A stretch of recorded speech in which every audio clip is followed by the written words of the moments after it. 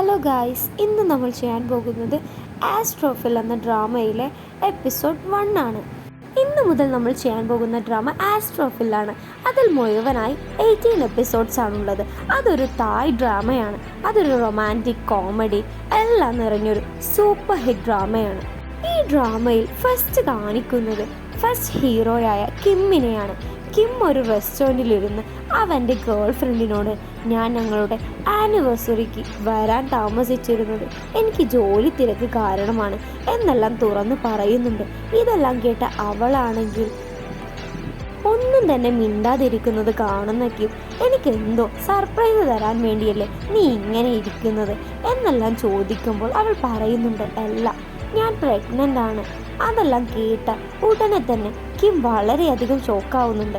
അവൾ വീണ്ടും പറയുന്നുണ്ട് ഇത് നിന്റെ കുട്ടിയല്ല, വേറെ ഒരാളുടെ കുട്ടിയാണ് എന്നെല്ലാം പറയുമ്പോൾ അവൻക്ക് എന്താണ് പറയേണ്ടത് ഒന്നും തന്നെ അറിയാതെ അവൻ വളരെയധികം സങ്കടപ്പെട്ടിരിക്കുകയാണ്. പിന്നെ കാണിക്കുന്നത് കഥയിലെ സെക്കൻഡ് ഹീറോയായ റെന്നിനെയാണ്. റെൻ ഒരു നാറ്റോൾ പോലെ ഒരു അഡ്വർടൈസ്മെൻറ്റ് കമ്പനിയിലാണ് അതിൻ്റെ ഡയറക്ടറായി വർക്ക് ചെയ്യുന്നത്. പിന്നെ കാണിക്കുന്നത് ആ കമ്പനിയുടെ തന്നെ ഓൾ ഇൻ ഓവറായ അതിലെ മാനേജറിനെയാണ്. ഈ മാനേജർ അത്രക്ക് നല്ല ഒരാളൊന്നുമല്ല. പിന്നെ ഈ ഡ്രാമയിലെ മെയിൻ ഹീറോയിനായ നാബിനെയാണ് കാണിക്കുന്നത്. നാബ് ഒരു വിഷ് യു വോ ഇൻ ഹോം എന്ന റെന്നും ആ മാനേജറും വർക്ക് ചെയ്യുന്ന അതേ കമ്പനിയിൽ തന്നെ ഒരു അഡ്വർടൈസ്മെൻറ്റ് ഗേൾ ആയിട്ടാണ് വർക്ക് ചെയ്യുന്നത്. പിന്നെ കാണിക്കുന്നത് നേരെ കിമ്മിനെയാണ്. കിം ഒരു ആർട്ടിസ്റ്റാണ്. അവന് വളരെയധികം നല്ല കഴിവാണ് ഉള്ളത്. അങ്ങനെ അവൻ അവിടെയെല്ലാം സെറ്റ് ചെയ്യുമ്പോഴാണ് റിയൽ ലവ് എന്നെല്ലാം കാണുന്നത്. അത് കണ്ടതും അവൻ പഴയ കാര്യമെല്ലാം ആലോചിച്ച് വളരെയധികം സങ്കടത്തിലാകുന്നുണ്ട്. അതേസമയം അവൻ്റെ ഫ്രണ്ട് അവനെ വിളിക്കുന്നുണ്ട്. ഞാനിന്ന് അവിടെയെല്ലാം സെറ്റ് ചെയ്യാൻ വരാൻ അല്പം താമസിച്ചു, എനിക്ക് ഒരുപാട് ജോലി ഉണ്ടായിരുന്നു, അത് കാരണമാണ്, നീ ഇപ്പോഴും മീരയെ നോക്കി വിഷമിക്കരുത് എന്നെല്ലാം പറയുന്നുണ്ട്. അങ്ങനെ അവൻ നീ അത്രയ്ക്ക് വിഷമിക്കുകയാണെങ്കിൽ നീ നേരെ പോയി സ്റ്റാർസിനെ എണ്ണി നോക്ക്, അപ്പോൾ നിനക്ക് നല്ല ഉറക്ക് വരും എന്നെല്ലാം പറയുമ്പോൾ അവൻ അത് നിഷേധിച്ച് എനിക്കൊരു വിഷവുമില്ല എന്നെല്ലാം പറഞ്ഞ് കോൾ കട്ട് ചെയ്യുന്നതും അവൻ നേരെ പോയി അതെല്ലാം ആലോചിച്ച് സങ്കടപ്പെട്ട് ആകാശത്ത് നോക്കി സ്റ്റാർസിനെ എണ്ണുകയാണ്.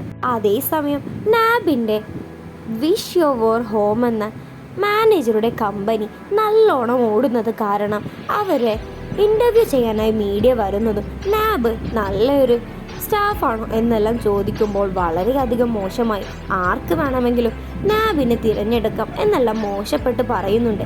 ഇതെല്ലാം കേട്ട് അവൻ ഒരുപാട് ദേഷ്യം വരുന്നുണ്ട്. അങ്ങനെ വീണ്ടും ഒരു ടേക്കെല്ലാം അവരെടുക്കുന്നുണ്ട്. അങ്ങനെ ടൈക്കെല്ലാം എടുക്കുന്നിടെ അവർ ഓരോന്ന് ഇൻട്രൊഡ്യൂസ് ചെയ്യുമ്പോഴാണ് നേരെ മാനേജർ എന്നോ എല്ലാം പറഞ്ഞു കഴിഞ്ഞ് അവളുടെ ഒരു പെർമിഷനും ഇല്ലാതെ അവളുടെ ദേഹത്ത് തൊടുന്നത്.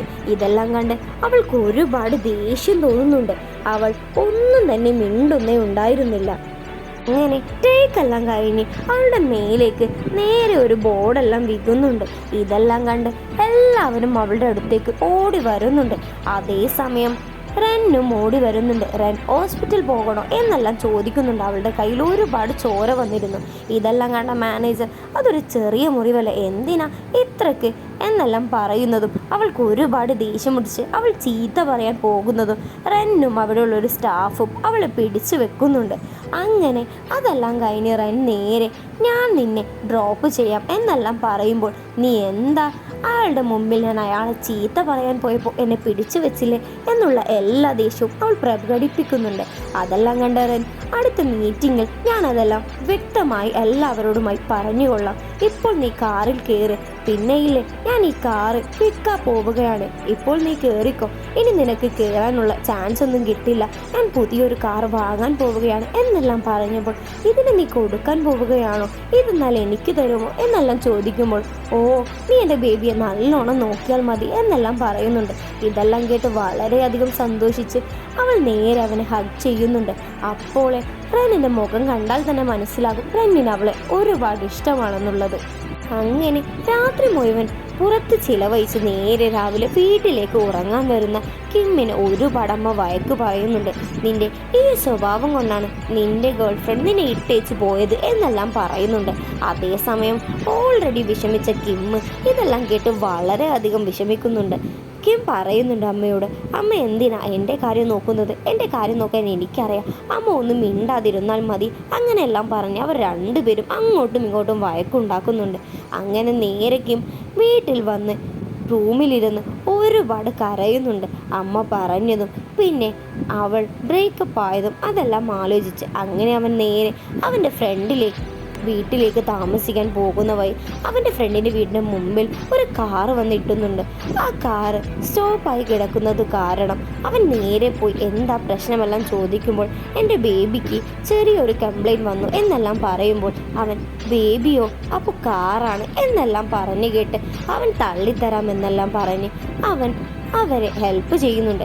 അതേസമയം കാറ് തള്ളിക്കൊടുത്തതും ഒന്നും തന്നെ മിണ്ടാതെ അവിടെ നിന്ന് പോകുന്നത് കാണുന്ന അവൻ, ഓ തീരെ ഇല്ലാത്തതാണോ, ഞാൻ ഹെൽപ്പ് ചെയ്തിട്ട് ഒരു താങ്ക്സ് വരെ പറഞ്ഞില്ലല്ലോ എന്നെല്ലാം ആലോചിക്കുന്നുണ്ട്. അങ്ങനെ അവൻ നേരെ വീടിൻ്റെ കീ എടുക്കാൻ വന്നപ്പോഴാണ് അവൻ്റെ അടുത്തേക്ക് ഒരാൾ വരുന്നത്. അവളെ കണ്ടതും അവൻ ആകെപ്പാടെ ഷോക്കാകുന്നുണ്ട്. അവൾ പറയുന്നുണ്ട്, ഞാൻ കാറ് പെട്ടെന്ന് സ്റ്റാർട്ടായപ്പോൾ അങ്ങനെ പോയതാണ്, ഒന്നും ചിന്തിക്കരുത് എന്നെല്ലാം പറയുമ്പോൾ അവൻ നേരെ ഒരു ഫ്ലാഷ് ബാക്കിലേക്ക് ആലോചിക്കുന്നുണ്ട്. കോളേജിൽ പഠിക്കുന്ന സമയത്ത് അവൻ്റെ കണ്ണാട വീകുന്നത് കാരണം അവന് കണ്ണ് കാണാൻ പറ്റാതെ നിൽക്കുമ്പോഴാണ് നബ് വന്ന് അവനെ ഹെൽപ്പ് ചെയ്യുന്നത്. കണ്ണാടയെല്ലാം എടുത്തു വെച്ചു കൊടുത്ത്, നീ എന്തൊരു ക്യൂട്ടാണ്, ഞാൻ നിൻ്റെ സീനിയറാണ് എന്നെല്ലാം പറയുന്നുണ്ട്. എന്നിട്ട് പറയുന്നുണ്ട്, ഞാൻ നിന്നെ ഹെൽപ്പ് ചെയ്തില്ലേ, അത് കാരണം ഞാനാണ് നിനക്കിനി പേരിടേണ്ടത് എന്നെല്ലാം പറഞ്ഞ്, നിന്റെ മുടി ഡോറയെ പോലെയുണ്ട് എന്നെല്ലാം പറഞ്ഞ് നിന്നെ ഞാൻ ഡോറ എന്ന പേരിടുന്നത്, ഡോറ ബേബി എന്നെല്ലാം പറയുമ്പോൾ അവൻ ഒരുപാട് നാണം കെട്ട് ഈ പേരോ ഇതൊന്നും മാറ്റി തരുമോ എന്നെല്ലാം ചോദിക്കുന്നുണ്ട്. അതെല്ലാം കേട്ട നെബാണെങ്കിലോ, ഈ പേര് നിനക്ക് വളരെയധികം മാച്ചാണ്, ഇത് മാറ്റണ്ട എന്നെല്ലാം പറയുന്നുണ്ട്. എന്നിട്ട് അവൾ നേരെ ഒരു ഫ്രണ്ട്ഷിപ്പ് ബാൻഡെല്ലാം കയ്യിൽ വെച്ചു കൊടുത്ത്, ഇത് ജൂനിയറും സീനിയറും തമ്മിലുള്ള ഒരു ബന്ധമാണ്, ഇത് നീ ഒരിക്കലും കളയരുത്, ഇത് നിന്റെ കയ്യിൽ എപ്പോഴും വേണം എന്നെല്ലാം പറയുന്നുണ്ട്. അങ്ങനെ അത് കഴിഞ്ഞ് നേരെ അവൻ ഇതെല്ലാം ആലോചിക്കുന്നുണ്ട്. അതേസമയം അവളെ ഇങ്ങനെ നോക്കി നിൽക്കുന്നത് കാരണം അവൾ ചോദിക്കുന്നുണ്ട്, നിനക്ക് എന്നെ അറിയുമോ? ഇതെല്ലാം കേട്ട് അവനാണെങ്കിൽ, എനിക്കറിയില്ല, ഞാൻ കണ്ടിട്ടില്ല, ഞാൻ ആദ്യമായാണ് കാണുന്നത് എന്നെല്ലാം പറയുന്നുണ്ട്. അങ്ങനെ വീണ്ടും റെന്നിനെ കാണിക്കുന്നുണ്ട്. റെന്നാണെങ്കിൽ റെന്നിൻ്റെ കൊളീഗിൻ്റെ കൂടെ ഇരിക്കുന്ന സമയത്ത് കൊളീഗ് പറയുന്നുണ്ട്, നിനക്ക് ഒരു വൈഫിനെ ഒന്നും വേണ്ടേ, നീ എന്താ അതിനെപ്പറ്റിയൊന്നും ചിന്തിക്കാത്തത് എന്നെല്ലാം അവളോട് പറയുന്നുണ്ട്. അവളോടാണെങ്കിൽ അവൻ പറയുന്നുണ്ട്, അതിനേക്കാൾ സമാധാനം ഒറ്റയ്ക്കിരിക്കുന്നതാ എന്നെല്ലാം. അങ്ങനെ നേരെ കിമ്മിനെ കാണിക്കുമ്പോൾ കിമ്മിൻ്റെ ഫ്രണ്ട് കിമ്മിനോട് പറയുന്നുണ്ട്, നിന്നെ മീര ചതിച്ചതിൽ നീ ഒട്ടും വിഷമിക്കണ്ട എന്നെല്ലാം പറയുമ്പോൾ അവൻ പറയുന്നുണ്ട്, അങ്ങനെയൊന്നും ചിന്തിക്കണ്ട, നീ നല്ലൊരുത്തന, നിന്റെ കാര്യം കൊണ്ടല്ല അവൾ നിന്നെ ഒഴിവാക്കിയത് എന്നെല്ലാം പറയുമ്പോൾ അവന് ഇത്തിരി ഹാപ്പി ആകുന്നുണ്ട്. അവൻ നേരെ നപ്പിൻ്റെ ഇൻസ്റ്റയിൽ പോയി ഫോളോ ചെയ്ത് അവളുടെ ഫോട്ടോസിനെല്ലാം ലൈക്ക് ചെയ്യുന്നുണ്ട്. അതേസമയം നബ് വീട്ടിലിരുന്ന് അവൻ്റെ പോസ്റ്റെല്ലാം കണ്ട് ഇങ്ങനെ ഒരു ആർട്ടിസ്റ്റൊക്കെ എന്നെ ഫോളോ ചെയ്യുന്നുണ്ടോ എന്നെല്ലാം നോക്കുന്നുണ്ട്.